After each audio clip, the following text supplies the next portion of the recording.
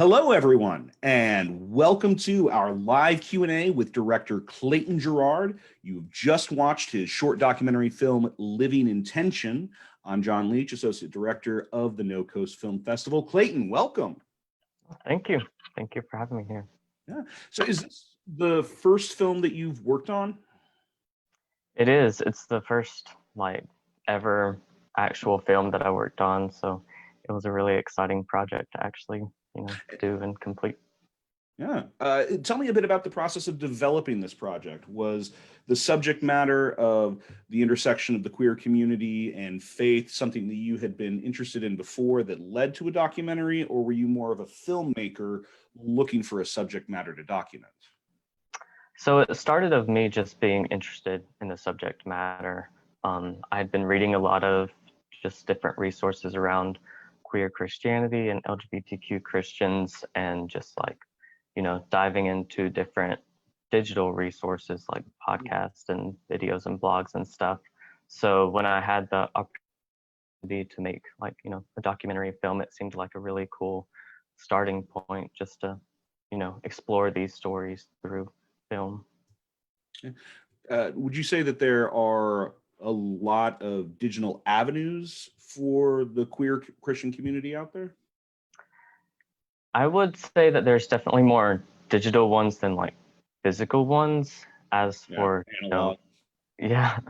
physical, opportunities for support and stuff, there aren't near as many, but digitally there's more of a community growing of different resources.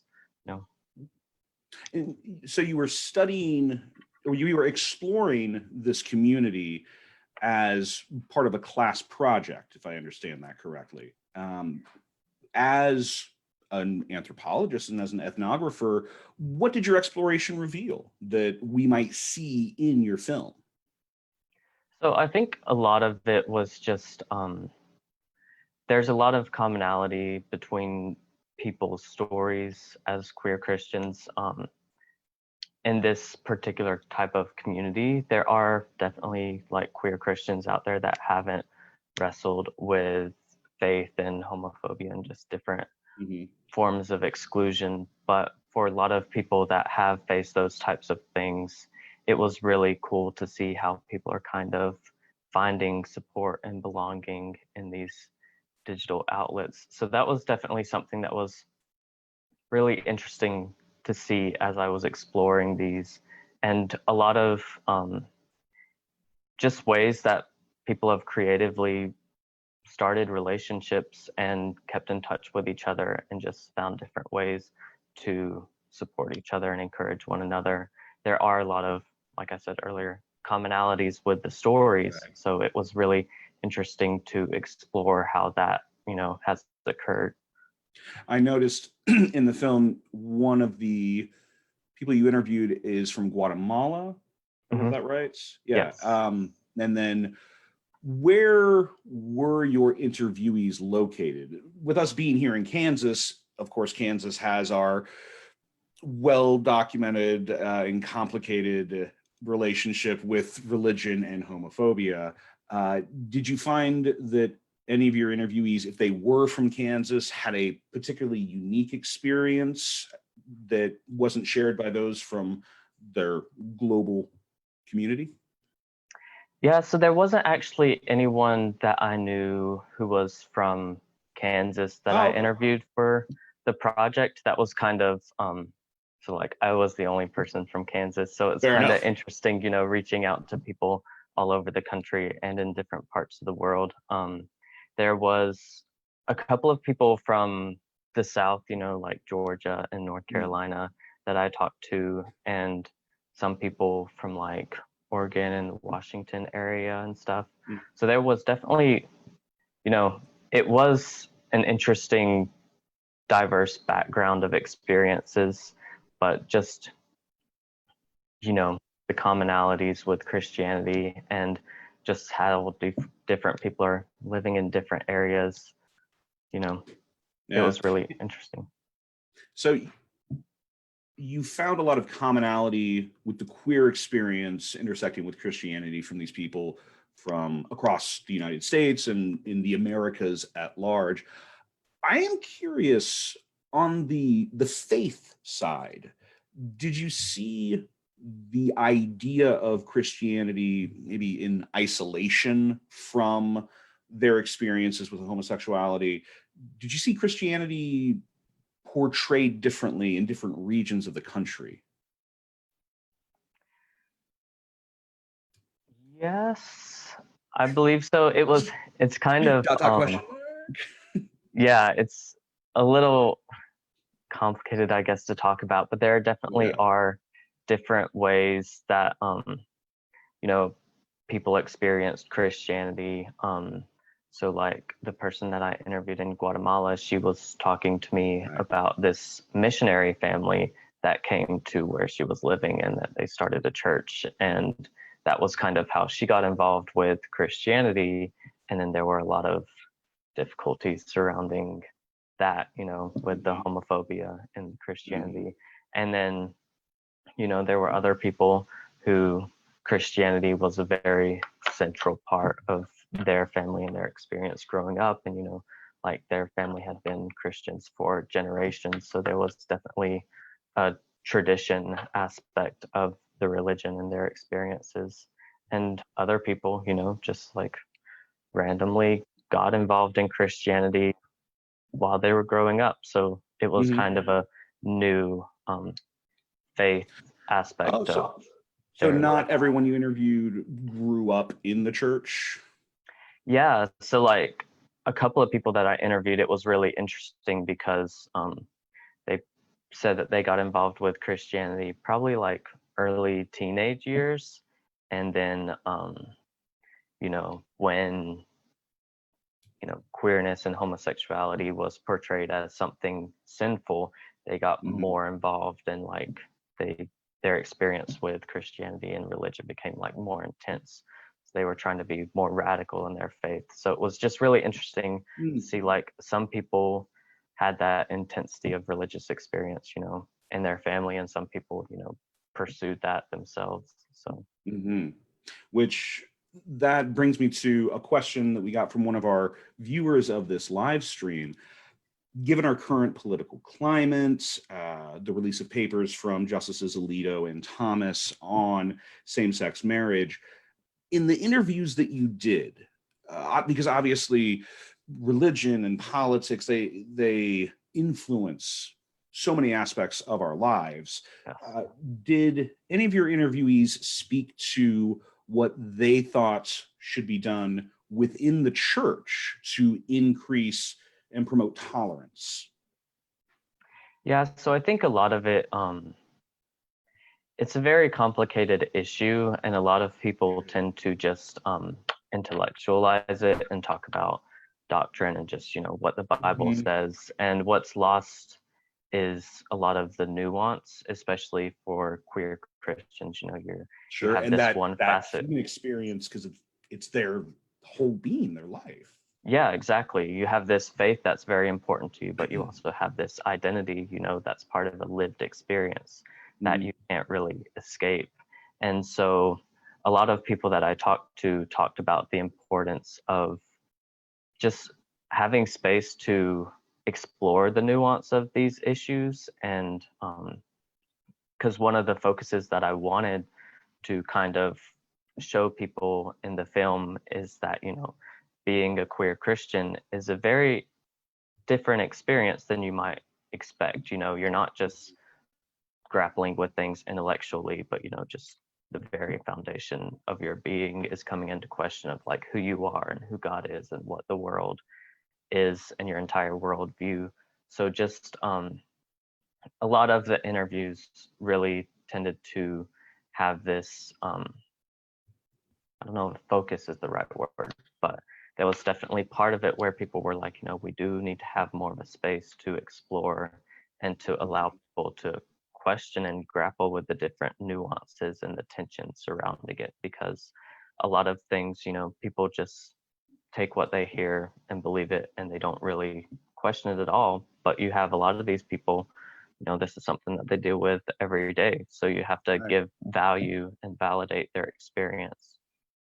So, to that idea of having the complete picture, but then focusing on certain things. Going back to the film and your process in, I suppose it'd be in the editing phase. With all of these interviews, first, I'm curious, how much total footage did you have? I noticed you had lots of quick cuts through some of your interviews. So yeah, what was the total amount of raw footage you were working with? So I probably had like, let's see, probably 10 to 15 hours worth of just interview footage that I And had to, cut that down wade to, I through. think your runtime's around 7-8 minutes. Yeah, so I had to cut down a lot, and a lot was just finding that common thread throughout all the stories and kind of piecing that together, because there are a lot of variances in places where they diverge.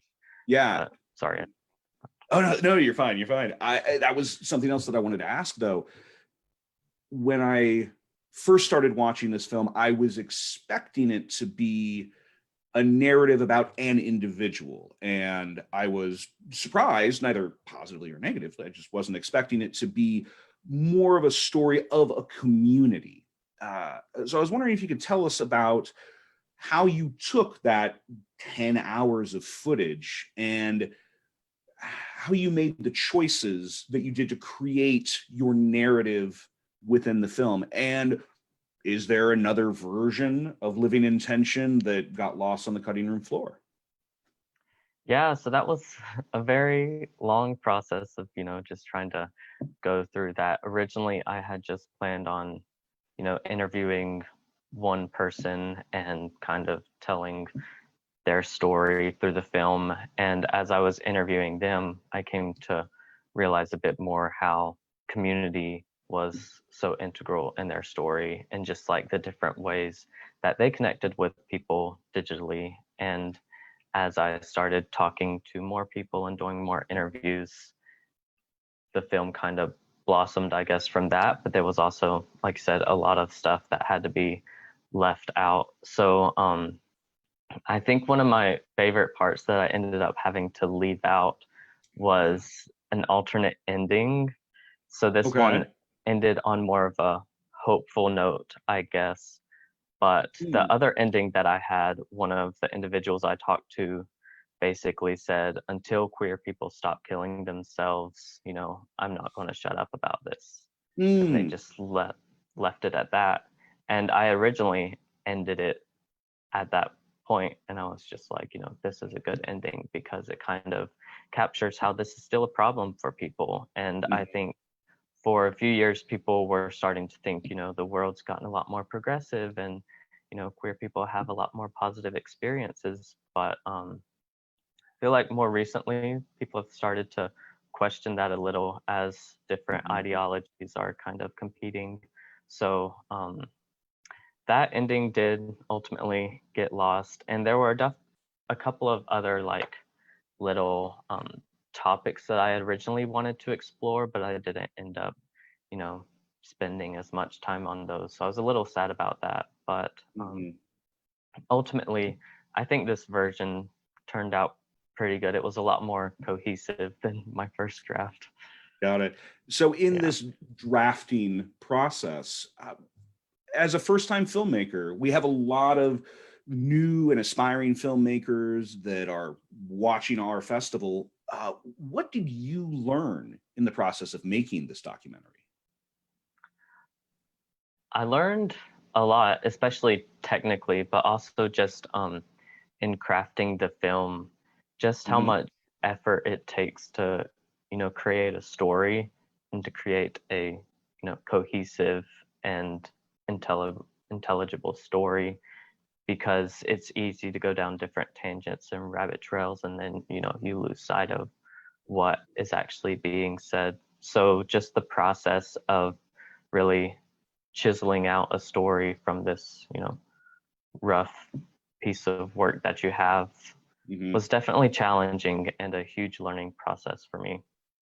So if you could give now advice to yourself at the beginning of this process, what would you say? I would probably just say to, remember what inspired the project in the first place and Mhm. just stay focused and honed in on, that one thread that I was most interested in, which was the experiences of queer Christians. So Okay. like diving into theology or like other stuff like that isn't as important as that one, aspect that I originally was inspired by. So Mhm. just keeping sight of that. And that ties in very nicely with another viewer question that's come to me. Having gone through the process of making this film and speaking with others, have you found that any sentiments have changed since finishing the project? Um, Sentiments as in, I, I don't know. It was posted to me. I okay, can't really say. But let's decide together. okay. Any views or feelings or thoughts about this subject matter or this community? Um, I think one of the things I mentioned earlier about like the alternate ending and the way that Mhm. this one that I chose was a little bit more hopeful. I think my ideas surrounding that and the sentiment of like, hope within this story has been complicated. Like, I don't know that it's Hmm. necessarily changed, but just through personal experiences and hearing different stories from other people, this idea of hope, for a lot of queer Christians, you kind of have to leave this Christianity that you started with in order to reconcile your lived experience. And a lot of it's, kind of this idea of, is it even worth it? Should I even try to hold on to this faith that I originally had if this faith that I have now is going to be so much different? And I think going back to the other question about how political things have gotten, Hmm. Christianity is so entangled with politics. I mean, historically, but Hmm. also now it feels especially so, like holding on to certain ideas of Christianity, especially as they're tied to certain political views, can be Hmm. really hard. So it's just this idea of hope has been difficult for me to kind of wrap my head around, and I don't know if my views have necessarily changed around Hmm. this sentiment, but it's definitely something I've questioned a lot more, what So, that hope looks like. and I noticed in the film, though, that many of the queer Christians you talked to talked about their their relationship with Jesus and how accepting and loving themselves was a more Christian thing to do than to fall victim to the hopelessness of the dogma that they were wrapped up in. Mhm. Uh, did you? And I guess this gets back to the question I had asked earlier about how Christianity manifests in different areas of the country. But where do you see the queer Christian community going from here? Yeah, I think it's very fascinating to think about, and um, it's kind of wild. I mean, the options are just expansive. A lot of people, um, as you start off with this Christianity, for many of the people that I interviewed, it's Mhm. within their community, and Mhm. everyone that they love and know is involved in a certain style of or denomination of Christianity. Right. Um, you kind of, during this process of reconciling things and personal discovery and different things, you kind of have to define it for yourself, what Christianity means, and what God means to you and those types of things. So once you have kind of wrestled with that, it like opens the doors to all these different options and alternatives for what Christianity can mean for you if it's not defined specifically by everyone that's around you. So And it's really speaking of, interesting. Sorry, go go ahead. ahead. Well, and speaking of opening the door to all sorts of new possibilities, the original interviewee that you had found is a podcaster. He hosts the Queerology podcast that you referenced Mhm. in the documentary. But then, as audience members, we saw all of these other queer Christian media outlets. Yeah. Were you aware of any of this before you started the process, or once you opened that first door, did it open you up to this whole other world? So I started opening the doors, I guess, a little bit before I started the video project. Like I had first stumbled upon Queerology and then started looking up a little bit more. Tiny Revolution is another podcast that one of the people was featured in the film. That's their podcast. And I had stumbled upon that after Queerology just because there was a little crossover in the podcast. So yeah, that was some. Yeah, exactly. Yeah. So yeah, that was really interesting because I really dove into these resources as I was doing the project and just reading the different views that people have and the different resources that they're creating. You know, there's a lot of different expressions of what Christianity can look like for queer people. So that was really fascinating to look at and to see that people are making these resources. And yeah, it's a whole different world out there, I guess. So speaking of resources and going into the future, where can audience members find and interact with your work?